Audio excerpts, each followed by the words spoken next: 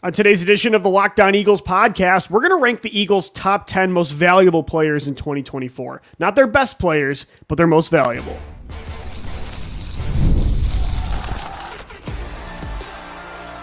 You are Locked On Eagles, your daily Philadelphia Eagles podcast. Part of the Locked On Podcast Network, your team every day. We thank you so much for making Locked On Eagles your first listen each and every day. Welcome in, Eagles fans, to this Tuesday edition of the show. I'm your host, Louis DiBiase, analyst also over at Bleacher Report. Today's episode, we're brought to you by Monopoly Go. I admit it, got a competitive side, and it's a big fan of Monopoly Go, the mobile hit twist on classic Monopoly. So join your friends and download Monopoly Go, now free on the App Store or on Google Play. The 2024 Philadelphia Eagles roster all but set. Howie Roseman, of course, always making moves in May, June, July, heck, even August. A few weeks before the season, he could trade for another Chauncey Gardner-Johnson type. Like, he's always looking to improve this roster. Heck, the day after the draft, he signs Mekhi Becton to be a very important backup on the offensive line. But overall, the main pieces to the 2024 puzzle, they're in place. Now that free agency has passed, now that the draft has passed, and I think this team on paper looks young, they look fast, they look talented. Howie paid the offensive side of the football, and he invested a lot of draft picks into the defensive side of the ball. The coaching staff is completely different than last year. They're ready to go. They're on the field right now putting everything together. It was awesome seeing Jalen Hurts and Saquon Barkley out there this week, handing the ball off, working on RPOs. I cannot wait for this version of the Philadelphia Eagles. I said it on the show last week. I don't know if they're going to be the 2017 Birds or the 2022 Eagles or going back to 2004. I don't know if they'll make a Super Bowl. They could be a disappointing paper team like 2019 or 2023. But man, am I excited. It's one of the best rosters or most exciting rosters for me personally that they've put together. And I think there's a lot of skill on both sides of the ball. But today I want to talk about value because I think there is a difference between value and skill in the NFL. Some of your best players might not always be your most valuable. Position comes into play, how they impact the game, what system you might have on offense or defense, that pulls away the value of a certain player depending on what their role is. Injury status, age, all of that goes into effect. And I was just kind of breaking down this roster over the weekend, and I was kind of wondering, okay, because Jason Kelce last year was obviously, in my opinion, one of your most valuable players, and he's gone, and Fletcher Cox is gone, and Brandon Graham's role is completely different.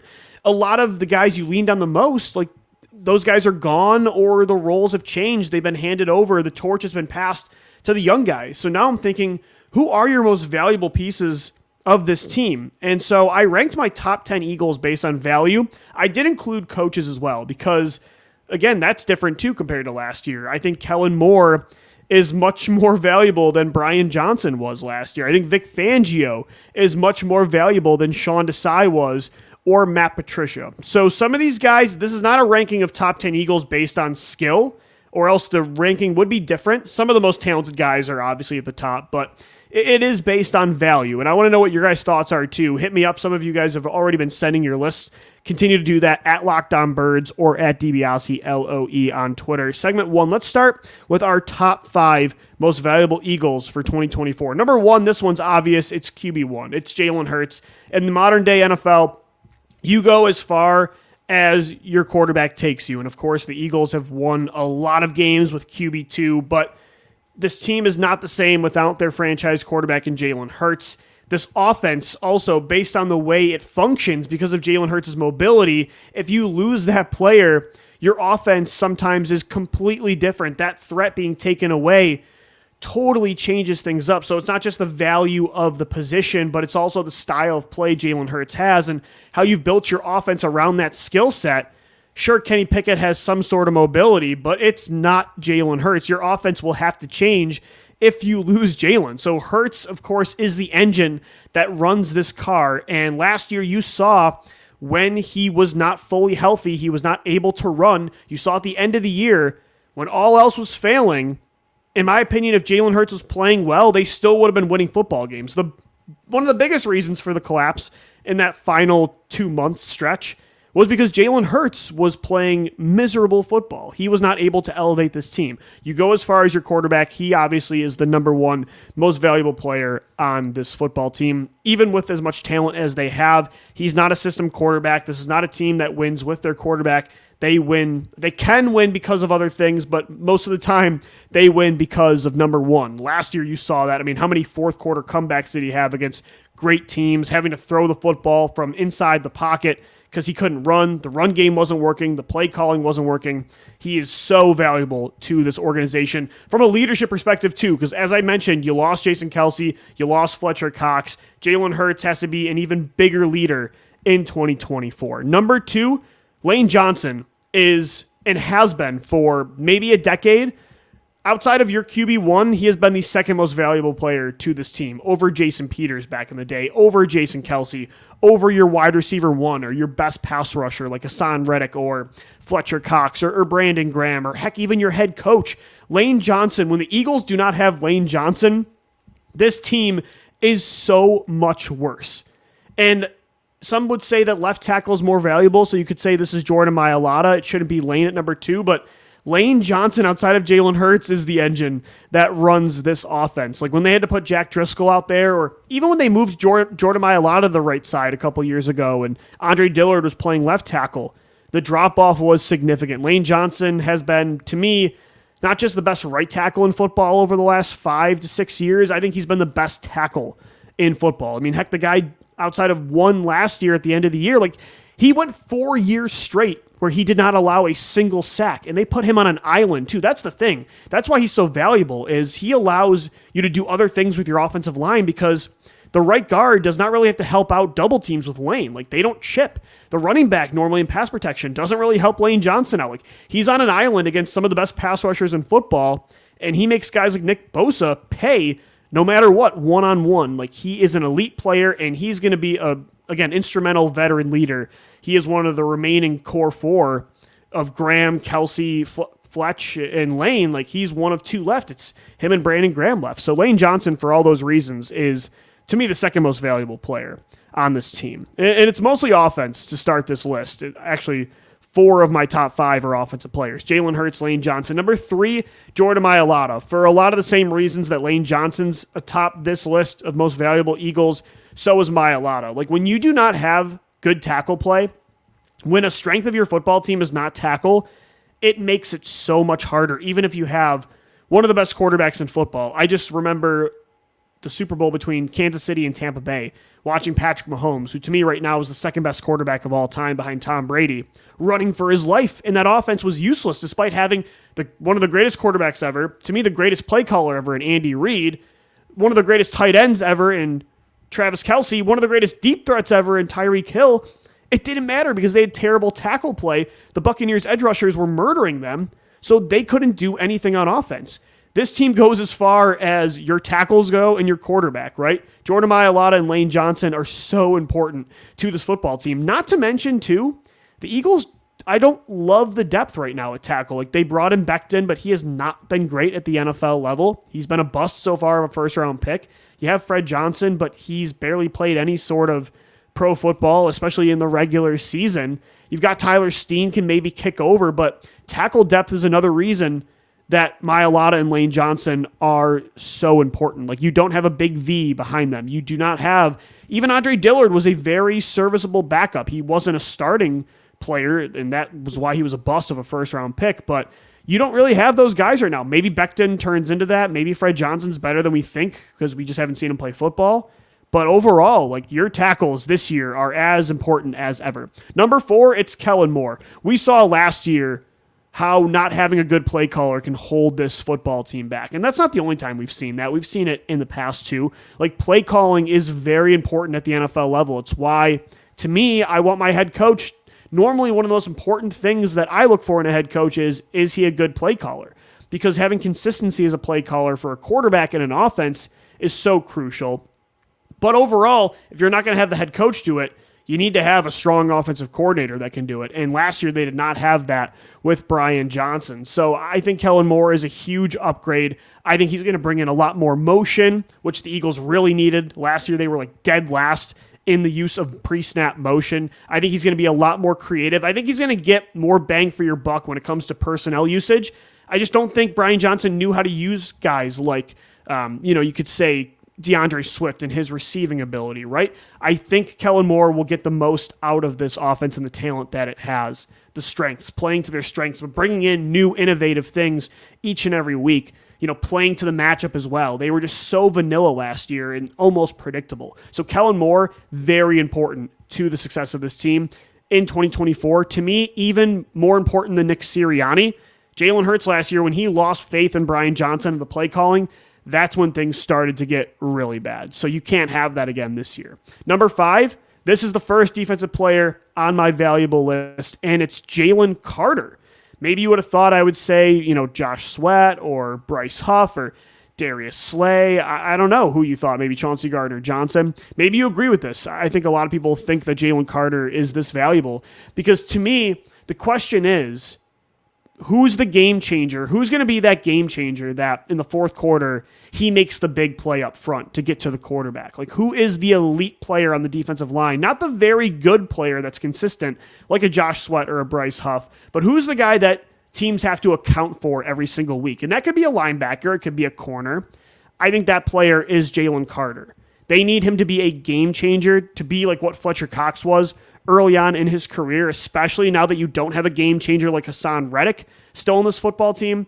They need Jalen Carter to be that takeover guy. They need somebody to be that takeover guy. And it could be Huff. Heck, it could be Nolan Smith this year for all we know. It could be Devin White blowing up and just, realizing his 5th overall potential. I don't know what it is, but to me, Jalen Carter is the best chance of being that elite game changer. And if he does become that guy, he is a top 5 player when it comes to value. Of course, his position as well. A pass rushing interior defensive lineman. Go ask the LA Rams. It can wreck ball games. It is so important. That's why so many defensive tackles are getting absolutely paid right now. So that's my top 5. Jalen Hurts, Lane Johnson, Jordan Mailata, Kellen Moore, and Jalen Carter. 3 offensive players, a coordinator, and a defensive tackle. We're going to continue this list 6 through 10 coming up next right here on the Locked On Eagles podcast. Don't go anywhere. We'll be right back. All right, game off. We got to talk about Monopoly Go. I know what you're saying. Flag on the play. We've already talked about this game before, but there are just so many awesome features that you're going to have when you download this on the Apple Store or on Google Play. What you can do with Monopoly Go? Well, now, you can be competitive against friends, but you can also team up with friends for timed tournaments where you work together to build up each other's boards. The more you win together, the more awesome prizes that you unlock. And there's so much to get, like unique stickers. You can trade with friends to complete albums for big prizes, cool new playing pieces to travel the boards with, hilarious emojis for taunting friends when you smash their buildings or heist their vaults. Plus, Monopoly Go feels new and exciting every single day with constantly changing tournaments and challenges. It includes so much, like their unique mini games, digging for treasure, robot pachinko machines. There's always new timed events that help you win big, like massive multipliers. For everything you win, you can rent frenzies. Always something fun to discover with Monopoly Go. So get off the bench and go download it now, free on Google Play or on the App Store. Game on. Thanks so much for making Locked On Eagles your first listen each and every day. Guys, are you watching Fox Sports or ESPN on your TV all day? Got to turn down the volume with all that shouting? Make the switch to Locked On Sports today. It's a free 24/7 sports streaming channel program for you every day to bring you the biggest stories without all the screaming. Locked On Sports today brings you can't-miss analysis, opinions, and news, streaming 24/7 on YouTube or the free Amazon Fire TV channels app. Part of the Locked On Podcast Network, your team every day. Value, value, value. That is what we're talking about on today's Locked On Eagles. Who are the Eagles' top 10 most valuable players that are going to be the reason you win or lose in 2024? So my top 5 valuable players were number 1, Jalen Hurts, to nobody's surprise, I'd say. I think most would agree with my top 2. Lane Johnson, number 2. Number 3, I had Jordan Mailata. Again, you go as far as your tackles and quarterbacks take you on offense, right? You can overcome bad receivers, bad running backs, bad tight ends, bad interior play. If you have bad tackle play, like that is a problem. Number 4, Kellen Moore. We saw the issues with play calling last year. That's an instrumental person to the Eagles' success in 2024. Number 5, Jalen Carter. If somebody's going to be a game changer on defense, up front especially, and they need that with Hassan Reddick on, sure, it could be Josh Sweat, it could be Bryce Huff, it could be Nolan Smith. I think the best chance of getting an elite game changer that steps up late in games is Jalen Carter. He's number 5 on that list from value. You can also just look at his position. That's important to have that disruptor on the inside. Let's continue this list with 6 through 10. So 6 and 7, I wanted to do 6A, 6B, so we can basically do it that way. Number 6 is A.J. Brown. Like, having an elite wide receiver 1 in the NFL nowadays, it's so important. But having a second guy is just as important. So the 6th and 7th most valuable players to me on this team are A.J. Brown and Devontae Smith, especially considering you look at the past few years, the run game has been inconsistent at times with DeAndre Swift and Miles Sanders. Dallas Goedert hasn't always been able to stay healthy. Wide receiver 3 has just been a revolving door of disappointments. And I'm sorry, Quez Watkins, he used to be my guy, but that is 100% the case. A.J. Brown and Devontae Smith have had to make up the vast majority of Jalen Hurts' passing production. And Jalen Hurts relies on those guys a lot. Those two can destroy defenses. Like, you even look early on in the year when things just were not going right with the run game. It was inconsistent. You look at the play calling. It was inconsistent. The defense was very inconsistent and very banged up with injuries. They were still able to win games in shootouts against Washington because A.J. Brown and Devontae Smith were going off. They were able to win games against Miami and Buffalo and Kansas City because those two were making plays on 3rd down, 4th down, in the red zone, late in the 4th quarter. Like, they were extremely clutch. Look at A.J. Brown's touchdown against Washington before they almost lost that game. But, like, the final drive, he gets a game-winning touchdown. Devontae Smith's deep ball against Kansas City to set them up to win that football game. Like, those two just changed the game. And they're so important to Jalen Hurts' success, where even when he couldn't really run, those two were able to carry the production. Having those two this year is so valuable. Like, again, they elevate as much as a quarterback does, as much as elite tackles do. Those two are so important to this football team. And number 8, we're going to stick with offense. It's Cam Jurgens, who's replacing Jason Kelce. And, of course, Jason Kelce, you're not going to replace Jason Kelce. There's things that he did last year and over the last decade and a half that most centers don't do. So I don't want to say that Jason Kelce makes... I think center doesn't have to be as valuable as it was for the Eagles because Jason Kelce just did so many things that I don't want to say you don't need that, but because he did it in such an elite way, it just took you to another level. I don't think Cam Jurgens has to be Jason Kelce this year, but I will say the center-quarterback relationship is very important, especially with how much you use the tush-push. Cam Jurgens is going to be the wheel that moves that car forward. So Cam Jurgens is somebody that's extremely important for communication on a new offensive line that's going to have, 2 new starters at 2 new spots, including himself. He was starting at right guard last year. So he's going to be the center, now communicating things, looking at formations, talking to Jalen Hurts. Got to get the snap down as well. He's got Tyler Steen next to him. That's a young player that he's going to have to communicate with and form chemistry with.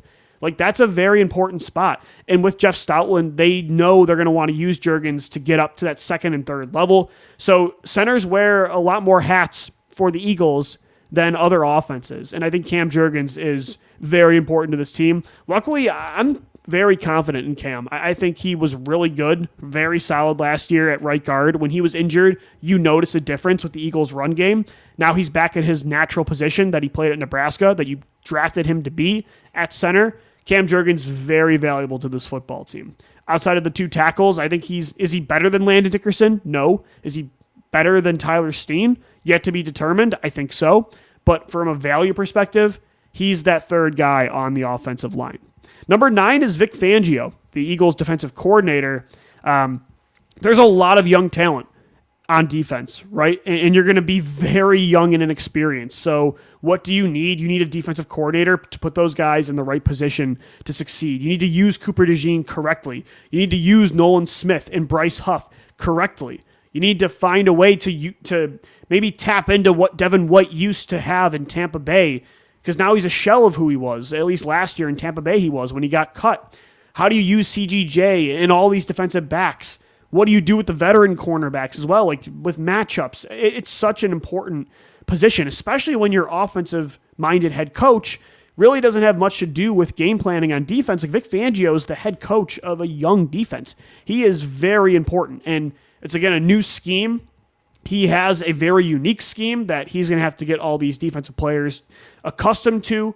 I think Vic Fangio is it's a very important position for him to get this defense right, because last year it was not there, and you saw that the offense had to carry a lot of those football games. If they won, there weren't many games last year that you won because of the defense. It was sometimes with them.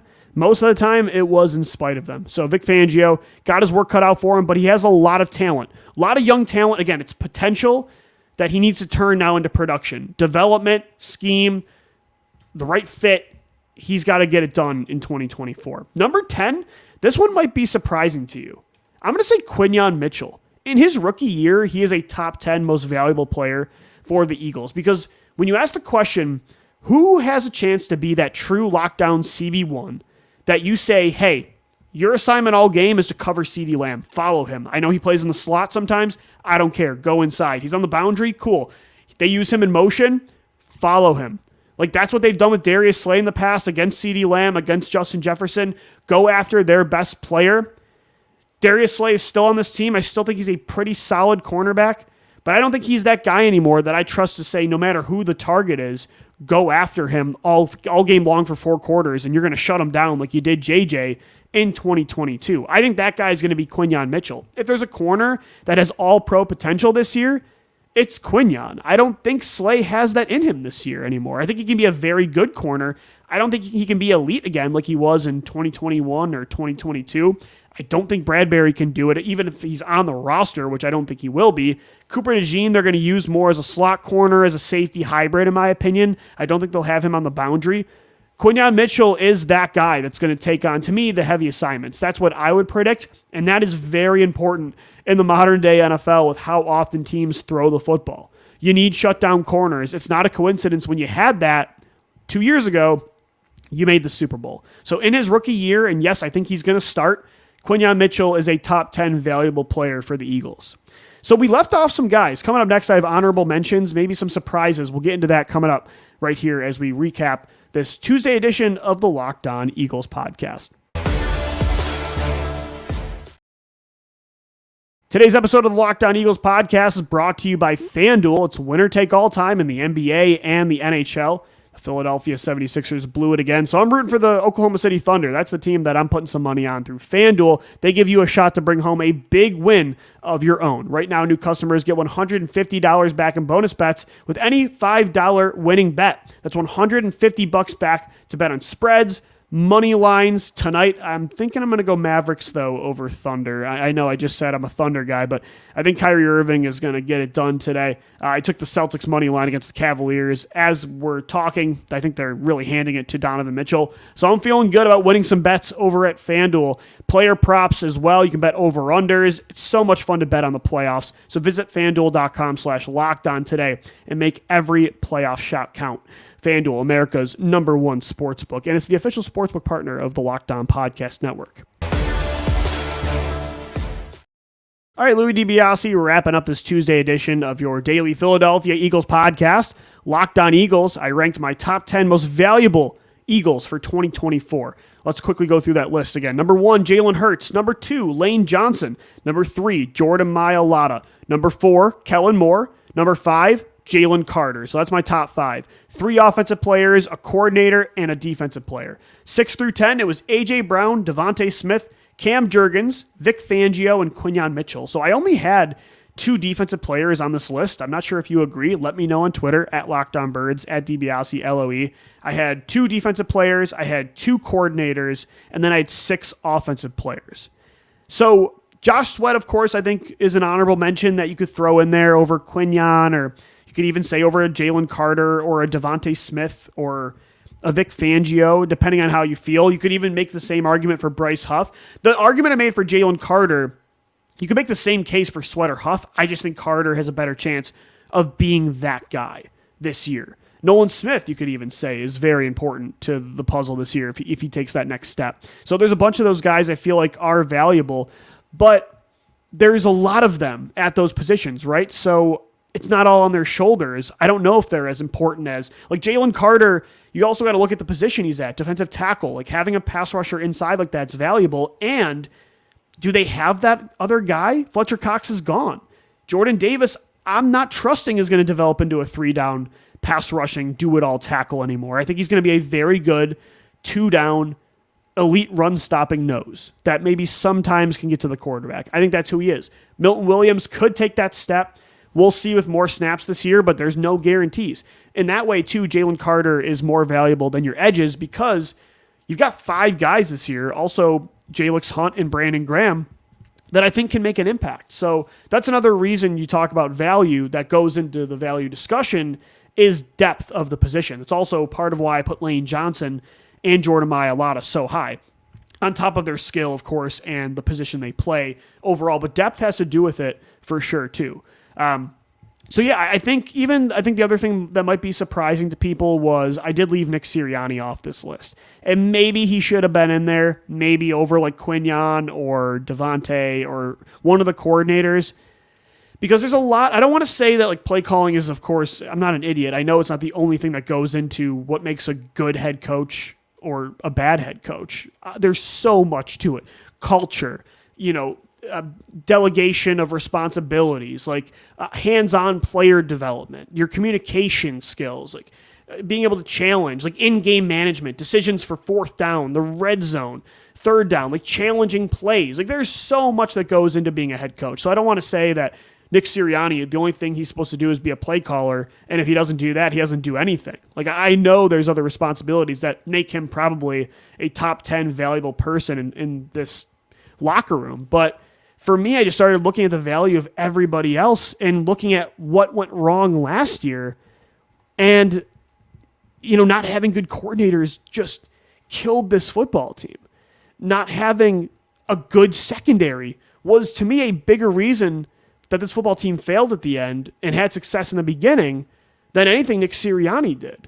Maybe that's downplaying his role too much here, but I didn't have anybody that I wanted to take off the list.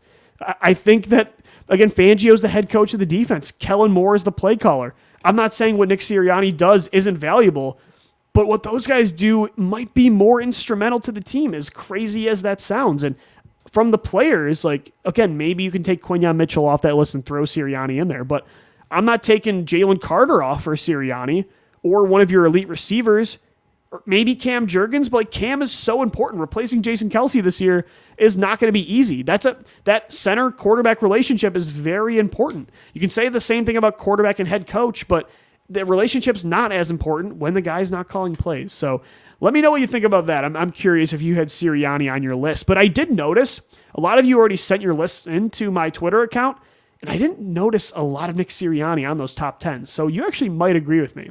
We'll see. I'm fascinated to see what you guys think. Hit us up in the YouTube comments as well with your top 10 lists. We'll be back for 3 more shows this week. We still remain your daily Philadelphia Eagles podcast, even during the quiet times of the offseason. So make sure you subscribe on YouTube and all podcast platforms. Thanks so much for making us your first listen each and every day. We'll see you tomorrow. As always, thanks so much for downloading, watching, and listening. And let's go Birds. Fly, Eagles, fly.